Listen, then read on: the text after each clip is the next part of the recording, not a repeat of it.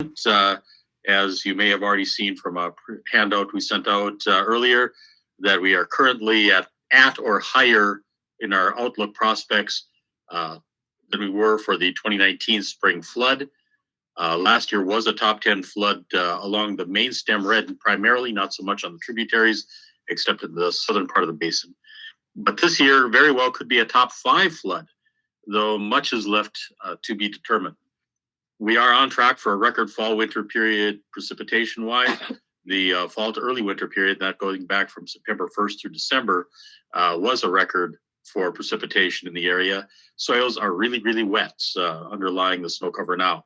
And late winter to early spring, that January, February, March, April, May, or April period, possibly into May, precipitation is tracking high and is expected to continue that track.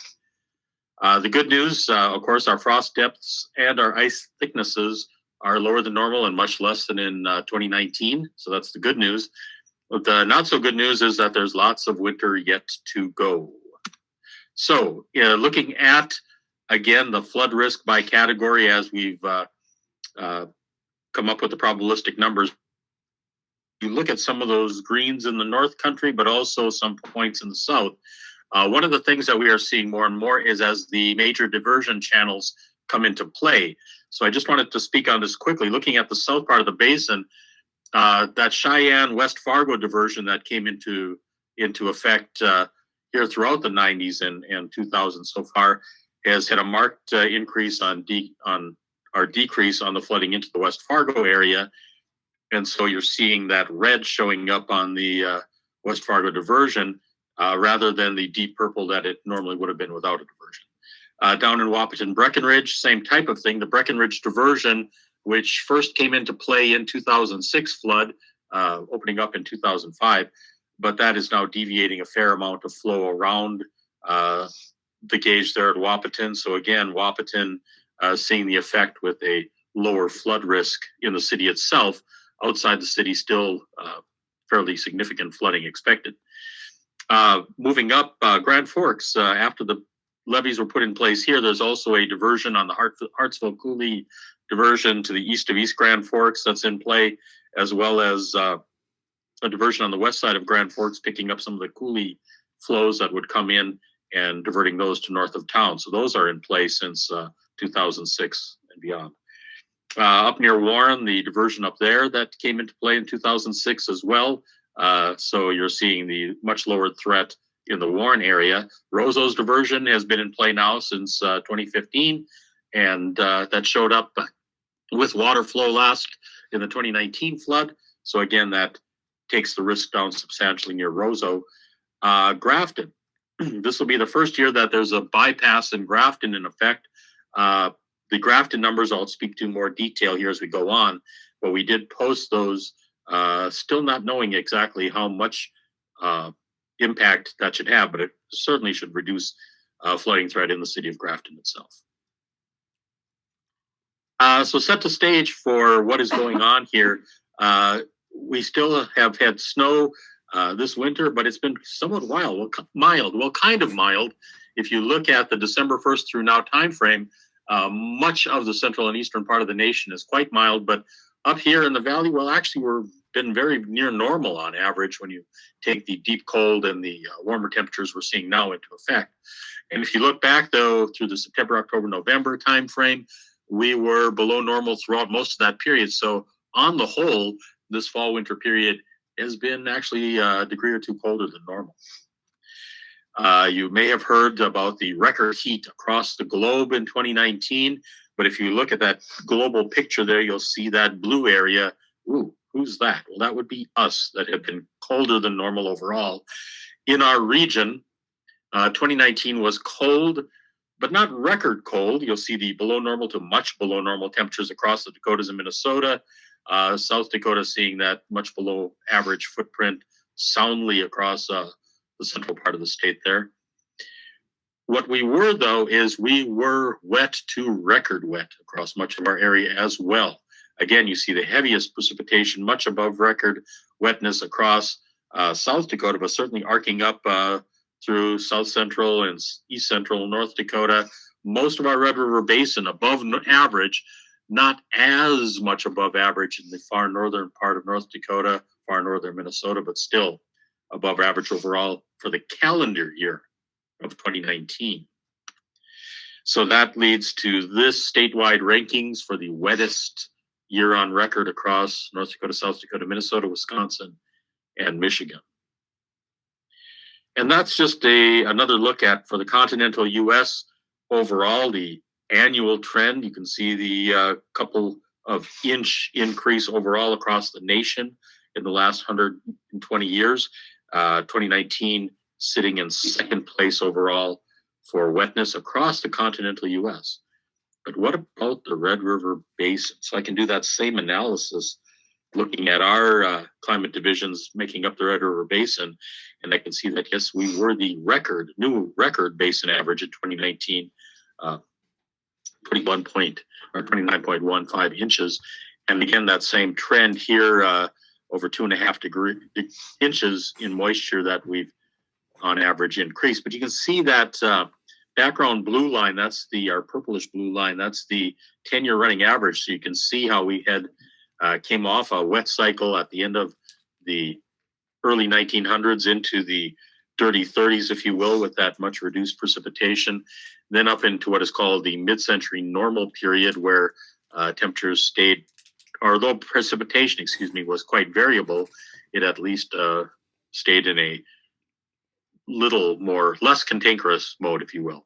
Certainly since the late 1992-93 time period, we've been in a much wetter and equally chaotic precipitation pattern across the Red River Basin. So let's look across this Red River Basin. If we look at this map, which is showing the flow coming up out of the southern basin into Wahpeton, greenish, brownish areas that are the basins that collect and flow through Fargo itself, less than a quarter of that overall basin area. Then you see those large areas that come in from east central North Dakota and northwest Minnesota that flow in between Fargo and Grand Forks, leading to the contributed flow there at the East Grand Forks gauge. And then the purplish areas coming in that contribute and add up at Pembina and Emerson, the border crossing there. The brown area, which is the Roseau on the Minnesota side of the river, the Roseau River watershed, that does come into the Red River on the Canadian side of the border, but there are some breakout flows there right up near the U.S.-Canada border where a lot of water will start to dump into the northern branch of the two rivers there and come in that way. So something to keep in mind.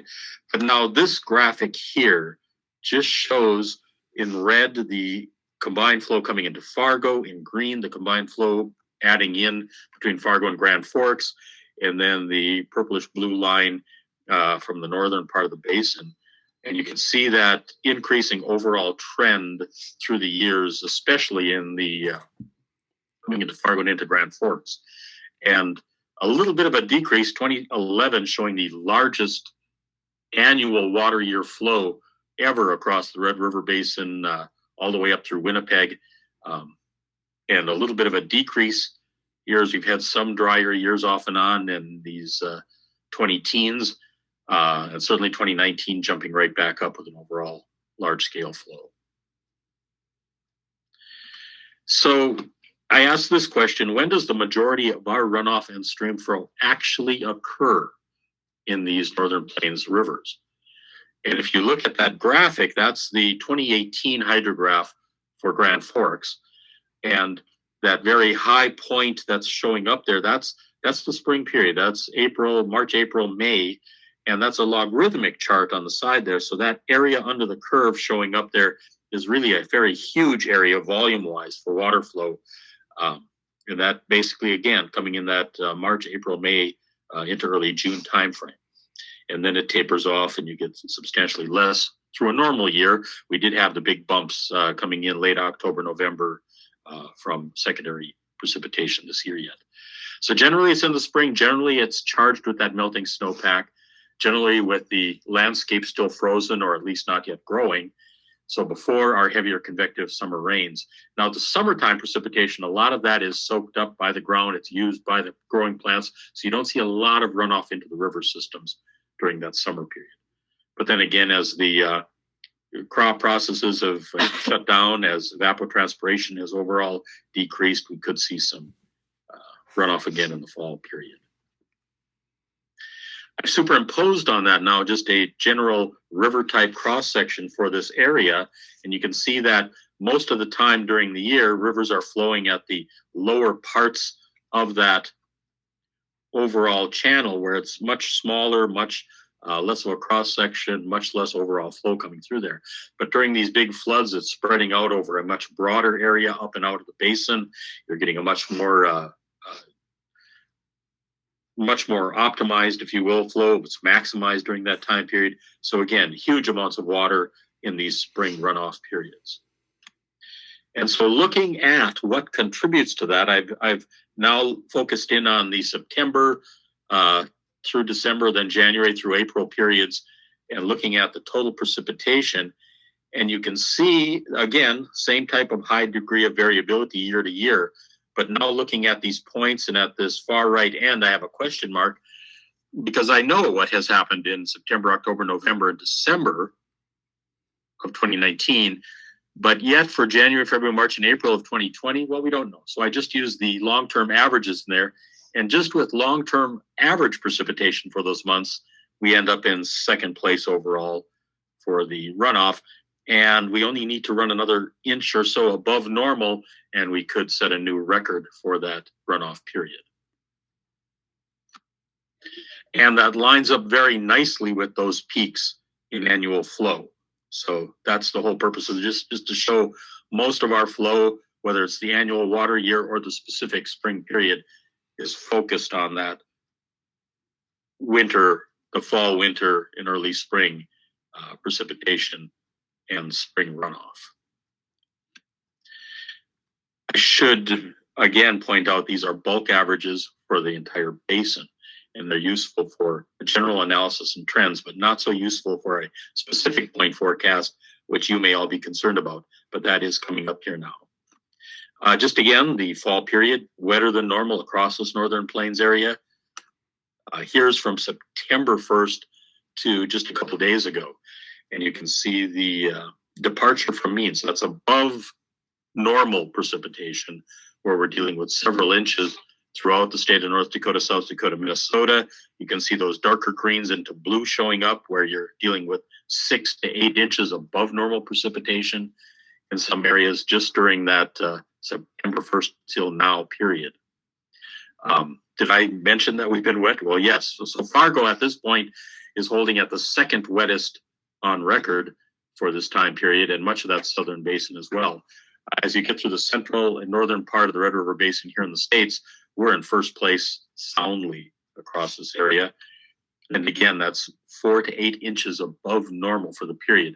I apologize in that graphic that you can't quite see up there in far northwest Minnesota, those dark greens and blues there, but I'm pretty sure those of you up there understand that that is quite wet and has been throughout the fall and into the winter period.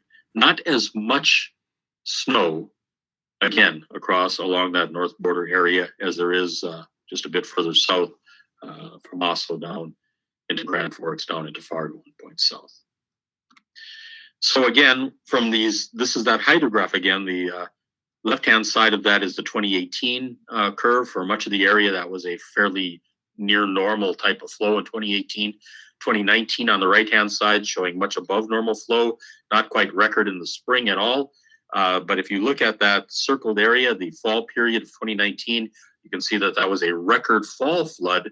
And when I say record, it broke the previous record fall flood by a good 10 feet and 40% greater volume flow. Those bumps underneath there, those are the falls of 2008, 2009, and 2010. And pretty much from Fargo north, those are the record fall runoff years.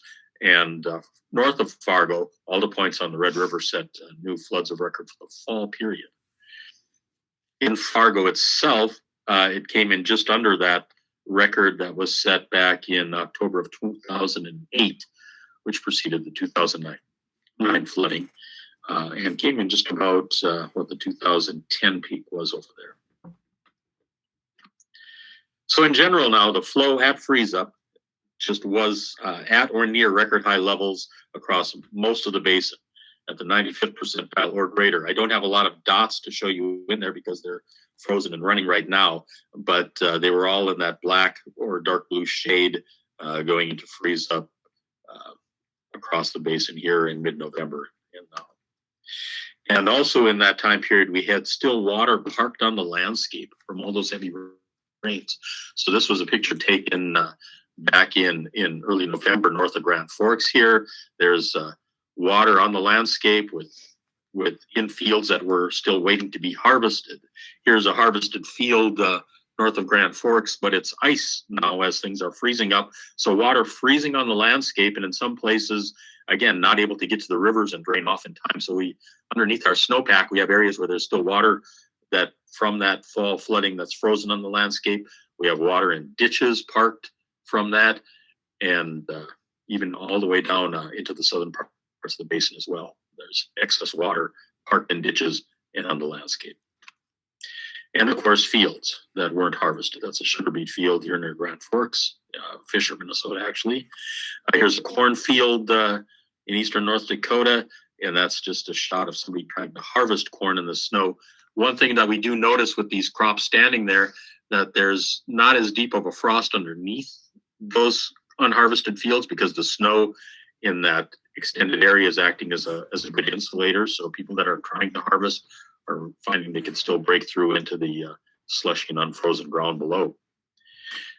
And this was an image from the 9th of December, and it's right in the east central part of North Dakota. You can see Hillsboro and Mayville showing up on there.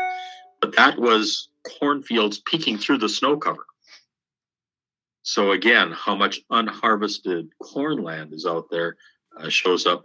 That could have some interesting aspects or implications into the runoff as we question how much of that water will come off from those snowfields or those cornfields into the runoff for the spring. So what's next? Well, we know that the first two, the key ingredients for a flood are well met. Here throughout the basin, both very near record amounts in fall moisture and base stream flow. Our most recent 2009, 10, and 11 historic spring floods did also have these autumnal floods, but not, at least north of Fargo, not as severe as this year. South of Fargo, similar fashion. Frost depth in winter snowpack and snow waters we'll go into next. So just in general, the frost depths are running below normal, less deep than last year at this time, still 8 to 30 inches across the basin, but highly variable depending on snowpack and standing crops.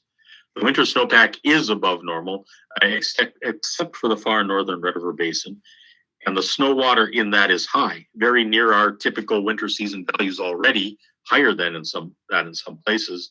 Again, except the exception being across the far northern part of the basin. There's some frost depth analysis, mainly 12 to 24 inches across that corridor, and the background is actual snowpack, and we'll talk about that more.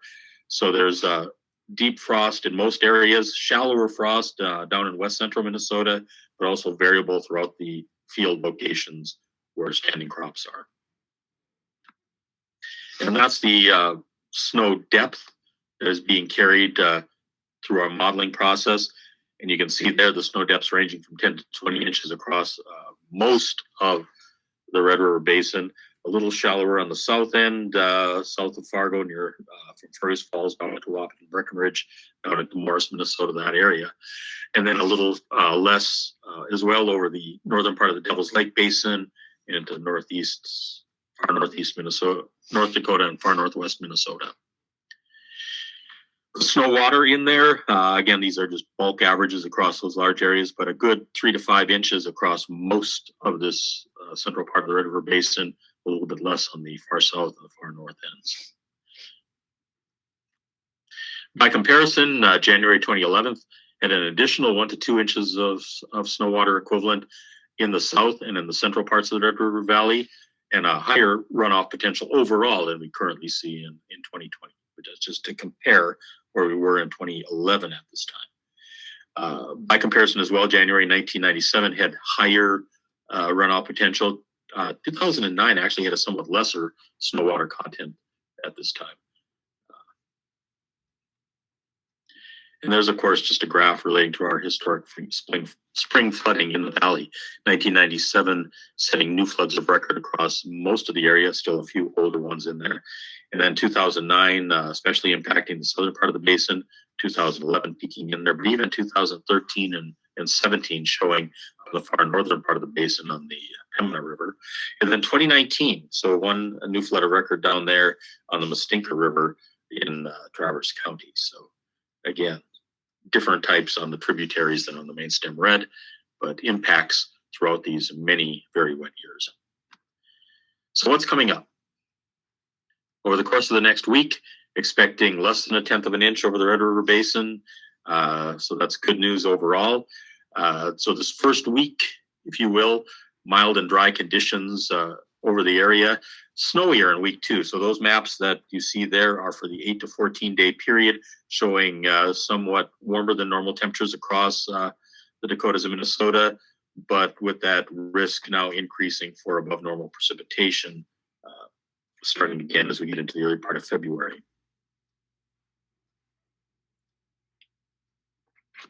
And then from there, throughout the month of February, then middle into later part of February, that further plunge into the deep freeze with below normal temperatures. And excuse me for a second. Again, the coughs that are going around. So I'll take my cough drop now. But precipitation, at least not at this point, indicated to be above normal in the February period overall. So it's a little bit of good news. Oof. Excuse me.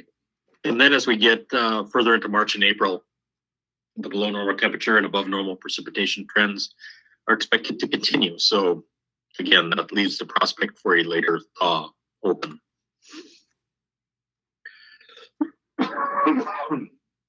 Okay, so back to this, we see a lot of purple on there. So we'll talk to some of those areas now, starting out in the far south end of the basin. Looking on the Wild Rice River coming into Abercrombie, there was not much flow or it came out very peacefully in 2019 for much of the Wild Rice drainage. This year we're expecting to see mid to high major flows coming into there. And of course you can see some bridge closures and a lot of road closures that would occur at those levels. This is a product that we started last year just on the main stem red. Sorry about the cough here. And with that, you can see that we now have that available for all of these tributary locations as well. And that address is available on the handout and on this slide. So you can see that category of flooding, that middle zone for the showing up in here where the 50% point is again well below record, but excuse me, Fargo-Moorhead again mid to high major showing in there as well. And going into the next, well, I won't do it that way. Let's try this way. There we go on this other graphic. You can see we're coming in at that mid zone, 50%. That's actually a higher forecast now than the levels we saw in 2019 by a good foot or higher than that coming into Fargo. Still well below the 2011 levels there. This area, and I go into the Cheyenne at Valley City because we have some concerns there. We don't often see Valley City coming in at a major flood risk, largely because of the Bald Hill Dam, but there is just such huge flow potential on the Cheyenne River. If you would notice from the heavy precipitation that occurred last fall, as well as the heavy snow, both of those overlap throughout a large part of that middle and upper Cheyenne Valley and across much of east central North Dakota in general, and certainly across the Grand Forks area as well, and up into portions of northwest Minnesota. So this is one area where, again, a huge amount of flow potential coming in on the Cheyenne River. And with that, you can see that that 50% point is just below what would be standing as a flood of record from 2009. These are post-Bald Hill Dam era floods, but still it's something we have to watch very, very closely. Flows on the Cheyenne River as well as onto the Maple River itself all are coming in and moving west of Fargo into the Cheyenne diversion and up through there and coming in through Harwood into the Red River. So again, not directly impacting the Fargo-Moorhead area, but the rural areas in Cass County seeing those impacts. And then continuing up, a lot of flows throughout that central part of the basin itself, coming up into the Red River at Grand Forks. Again, looking at a major flood stage here with flood wall closures in town as well. Some questions on the rail bridge at that point, whether that would need to close. Here looking at the graphic, the PFAS graphic as we call it, you can see that that's nearly 2 feet above the flood that came through in 2019 at a 50% level.